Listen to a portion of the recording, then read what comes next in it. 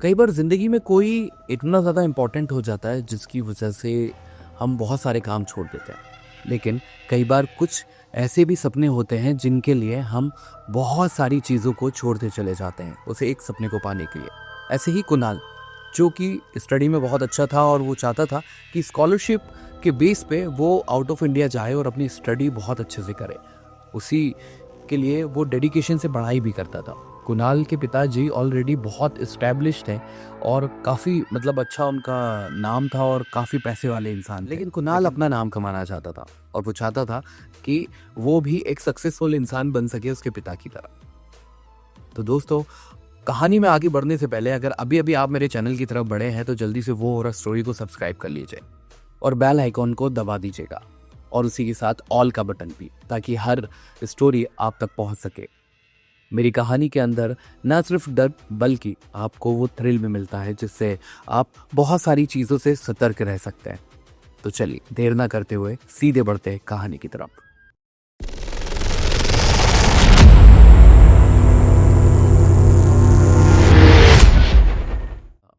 कुणाल, जो कि भोपाल शहर का एक लड़का था, उसको एक दोस्त मिलती है उसके कॉलेज में जिसका नाम था प्रीति।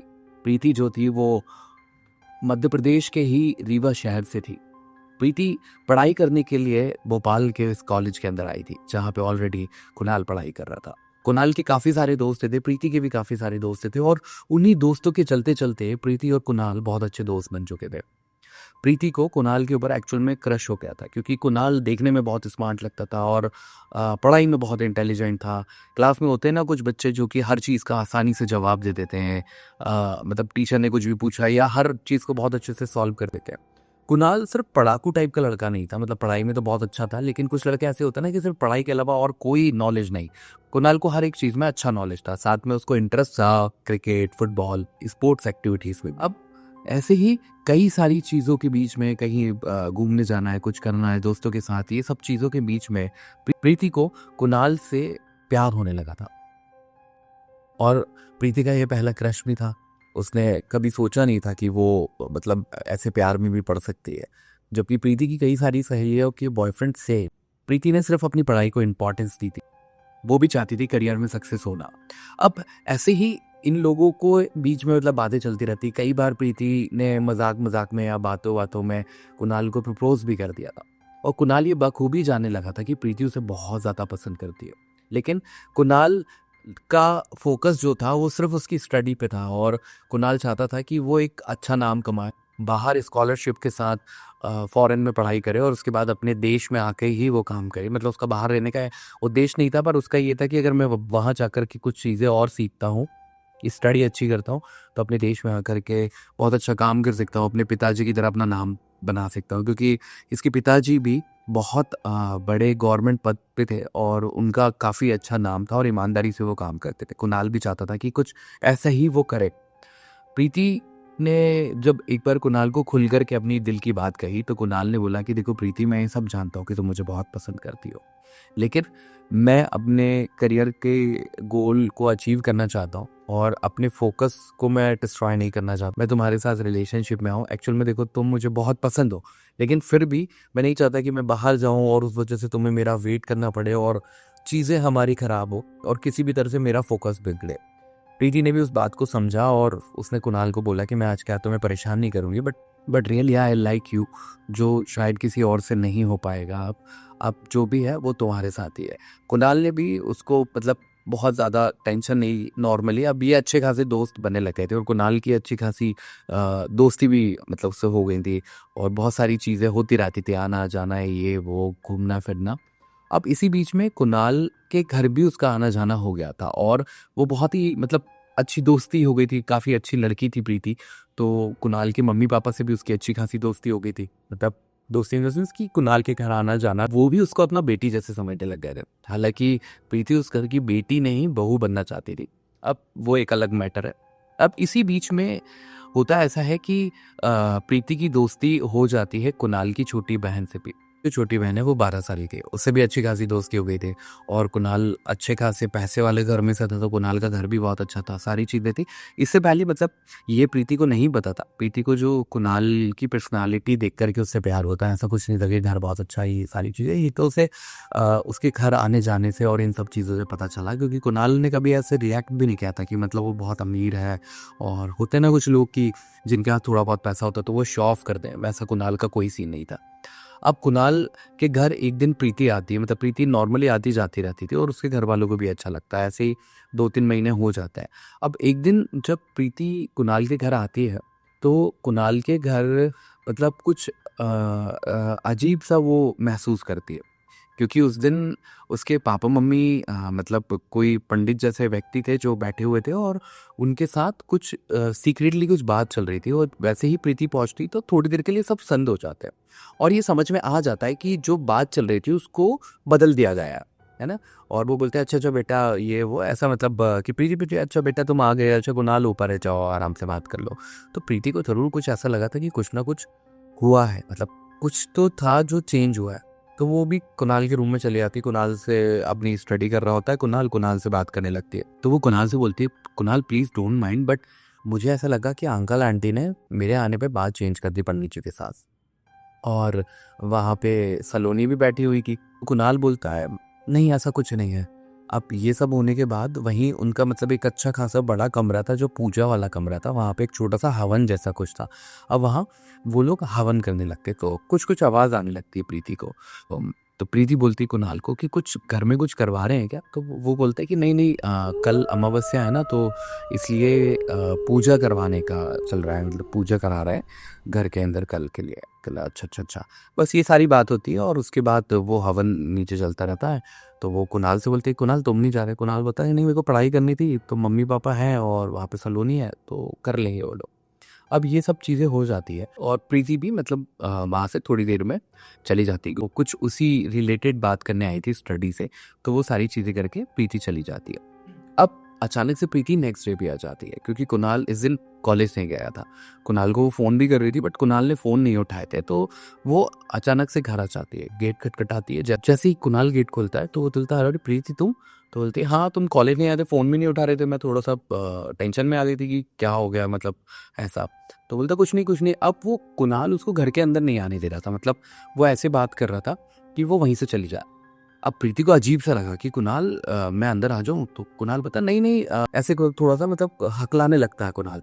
तो प्रीति को लगता है मतलब मन में एक बार कि कोई और लड़की वड़की तो नहीं है इसके घर में, मतलब कि ये ऐसे कुछ छुपा रहा हो। मतलब होता ना कि आप किसी से प्यार करते हो किसी के साथ हो, तो सबसे पहला मतलब एक दिमाग में ऐसा आ जाता है कि शायद इस वजह से तो मुझसे मना नहीं कर रहा था मेरे साथ रिलेशनशिप में आने के लिए। तो वो कुणाल से मतलब थोड़ी सी जिद करने लगती है और घर के अंदर आ जाती है। अब जब वो घर के अंदर आती है तो आंटी भी होती है, यानी कि कुणाल की मम्मी भी होती है। तो वो देख कर के एकदम से मतलब वैसे हो जाती कि कुणाल तुम मुझे आने क्यों नहीं दे रहे थे, मतलब। तो कुणाल बोलता क्यों तुम्हें ऐसा क्या लगा था। अब कुणाल समझ तो गया था कि इसको शायद कुछ गलत लगा है, बट उसको ये लगता है कि क्यों नहीं आने दे रही ये सारी। तभी प्रीति को अंदर से सलोनी की आवाज़ आती है, जैसे कि सलोनी बहुत दर्द में है ना। तो वो सीधे सलोनी के कमरे में घुस जाते हैं। आंटी वहीं खड़ी थी, वो आंटी को वो देखती है सलोनी की हालत। सलोनी की हालत ऐसी हो रही है कि उसके मतलब शरीर पे कुछ निशान से बने हुए हैं, जैसे किसी ने नोचा होगा, ऐसे निशान से बने हुआ है। उसका चेहरा बिल्कुल उतरा सा है, जैसे बुखार में होता ना कि इंसान के शरीर से धीरे धीरे धीरे धीरे ना खाने को मिल रहा है ना पानी पीने को मिल रहा है, तो वैसा हो जाता है, वैसा उसका शरीर हो गया था।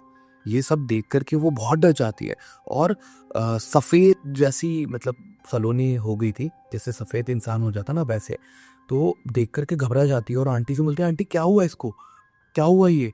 और ये बोलते हुए वो उसका हाथ छूने जाती है और जैसे ही हाथ छूती है वैसे ही उसको महसूस होता है जैसे कि सलोनी एकदम ठंडी पड़ी हुई है, मतलब जैसे फ्रिज में से निकाल करके उसको वहां लेटाया गया हो।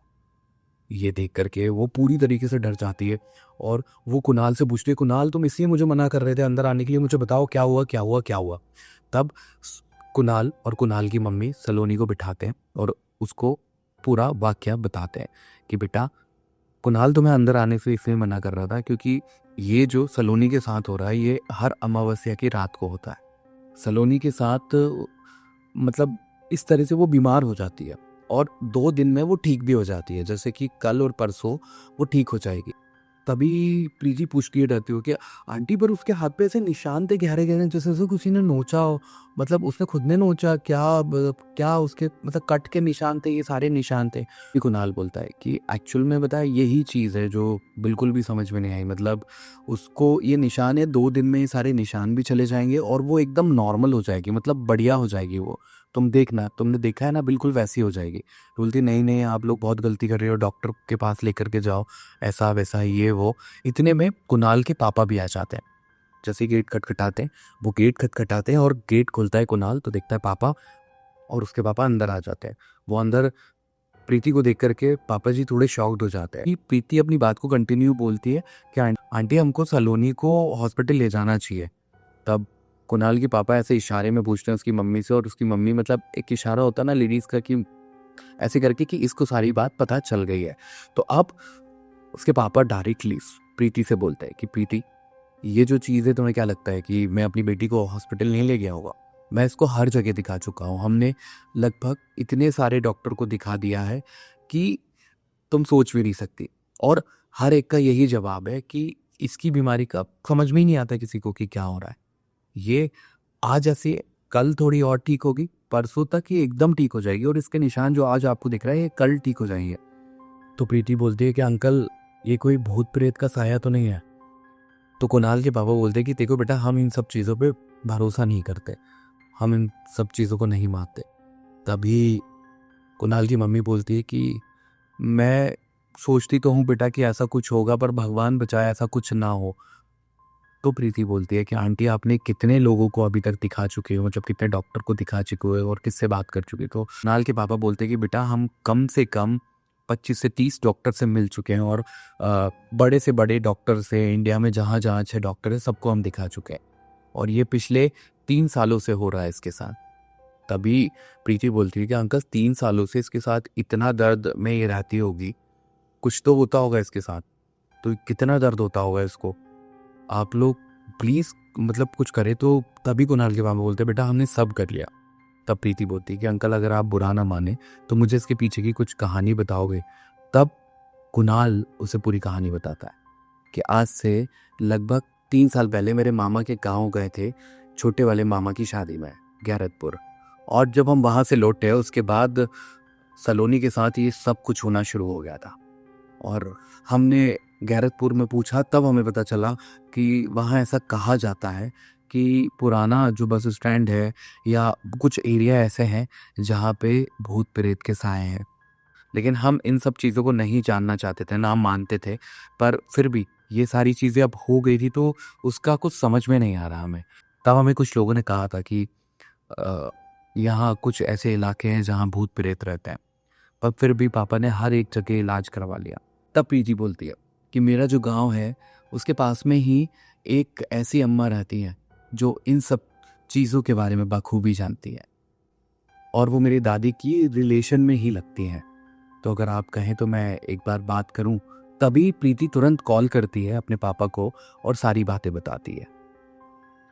तभी प्रीति के पापा बोलते हैं कि बेटा रुको, मैं उन्हें कॉल करता हूँ जो ये अम्मा है जो सारा झाड़ा फूकी करती है, जिसके बारे में प्रीति ने बताया था। तो प्रीति के पापा उन्हें कॉल करते हैं और वो सारा वाकया उनको बताते हैं, और ये कॉन्फ्रेंस कॉल पे ही बात चल रही होती है। और उसके बाद वो जो अम्मा है वो बोलती हैं कि मैं ऐसे तो आपको सारी चीज़ें नहीं बता पाऊँगी, आपको एक काम करना होगा कि आप सबको यहीं आ जाना होगा, मतलब पूरे उस बच्ची को लेकर के पूरी फैमिली के साथ। तो प्रीति कॉल कट करती है और उसके बाद कुणाल के पापा से बोलती है कि अंकल ऐसी ऐसी चीज़ें हैं, और उन्होंने बोला है कि इन सब चीज़ों के बारे में वो तभी एग्जैक्ट बता पाएंगे जब हम सलोनी को वहाँ लेकर के जा सकें। तो कुणाल के पापा तुरंत तैयार हो जाते हैं, बोलते कि बेटा हमने इतनी सारे प्रयास कर लिए हैं तो हम बिल्कुल इसको लेकर के चलेंगे, लेकिन कल के दिन और रुकते हैं, तब तक ये नॉर्मल हो जाएगी, तीसरे चौथे दिन ये एकदम फिट हो जाती है, तो ये एक बार ठीक हो जाए फिर अपन चलते हैं। पर प्रीति को तब से दिमाग में मतलब वो सारी चीज़ें घूम रही थी और उसको नींद नहीं आ पा रही थी, और नींद में उसको कुछ अजीब अजीब सी आवाज़ें सुनाई देने लगती थी, जैसे कोई आदमी कुछ कहना चाह रहा है उससे, कुछ डराने की बातें बोल रहा है कि तू बहुत ज़्यादा होशियार बन रही है, तू ऐसी। तो ये सब चीज़ें बड़ी अजीब सी हो रही थी। यहाँ प्रीति के साथ। तो प्रीति ने कुणाल को भी ये चीज़ें बताई थी, तो कुणाल बोल रहा था कि यार तुम अपना ध्यान रखो, तुम वहाँ अकेली रहती हो हॉस्टल के अंदर, मतलब उस जो उस रूम में रहती थी प्रीति वो अकेली, मतलब उस हॉस्टल में और भी लोग थे लेकिन प्रीति वहाँ अकेली रहती थी। अब ये सारी बातें होने के बाद 2 दिन हो जाते हैं और ये सब लोग उसको लेकर के वहाँ चले जाते हैं प्रीति के गाँव, जिस जगह वो अम्मा थी। तो प्रीति के पिताजी भी वहाँ उनको मिल जाते हैं और वो सीधे उस लोकेशन पे ले जाते हैं जहाँ वो अम्मा बैठते हैं। अब वो अम्मा सलोनी को देख करके और उससे कुछ बात करती रहती। इशारे इशारे में वो कुछ बात कर रही है, ये कुछ पूछ रहे हैं और उनकी कुछ इशारों में ही बात चल रही है।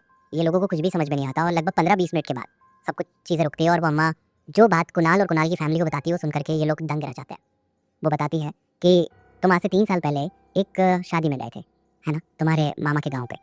तो कुणाल को नॉर्मल लगता है, उसे लगता है कि शायद प्रीति ने ये सारी चीज़ें बताई है ऐसी है, पर वो बोलते हैं कि तुम्हारे गांव के पास में एक जगह है पुराना बस स्टैंड, वहाँ ये बच्ची खेल रही थी और खेलते खेलते वहाँ एक गुड़िया पड़ी हुई थी।